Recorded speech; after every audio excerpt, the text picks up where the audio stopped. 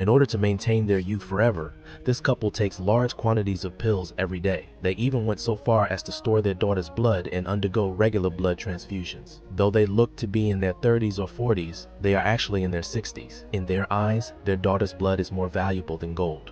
In pursuit of eternal life, they have even cloned countless daughters, purchased a small island, and are preparing to build a biotech kingdom of immortality, where wealthy elites from all walks of life can partake of this golden blood. The story begins one day 10 years ago when 6-year-old Ellie was adopted by her parents and brought to live in a remote seaside villa. For the past 10 years, Ellie has never left the villa. She didn't even have a single friend because her parents told her she had a rare form of lupus, and with a weakened immune system, she couldn't go out freely. Today was Lily's 16th birthday. To cheer her up, her parents specially arranged for her favorite singer to send birthday wishes via video call. However, this fleeting joy couldn't satisfy Lily. Now that she had entered puberty, she longed to play with kids her own age. She longed to breathe the fresh air like other children do. Ailey's only friend was the AI on her tablet, but she had long grown tired of this virtual companion. It was on this day that Ailey saw through the security feed a group of teenagers playing by the seaside. Coincidentally, many wealthy guests had arrived at the house that day, and her parents were busy promoting a technological project promising eternal life.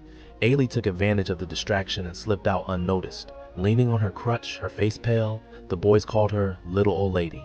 Everyone feared she might have a contagious disease and dared not approach her. Only Xiaobu didn't mind her oddness. He even warmly invited her to play, but soon her mother discovered she wasn't home. Ailey and Xiaobu were both brought back to the villa by security. Her mother was furious about this, but her father had a different perspective on what had happened that day. After all, the child was entering puberty, so letting her make a real friend wouldn't hurt, as long as it was confined to the house. And so, Xiaobu was hired back by her mother at a high salary to be Ailey's best friend, but they still underestimated Xiaobu.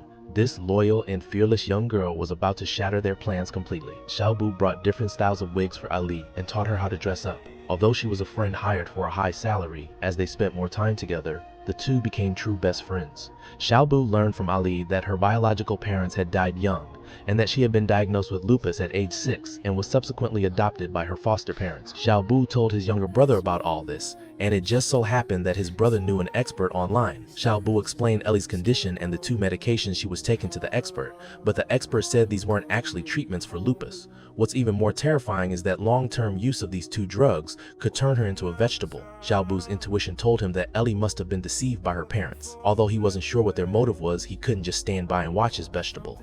So he went out of his way to prepare a dinner for Ellie and her mom. Ellie's mom didn't really like Xiaobu, and during dinner, she was planning to say some harsh words to teach him a lesson. But as she spoke, she realized her mind seemed to be failing her.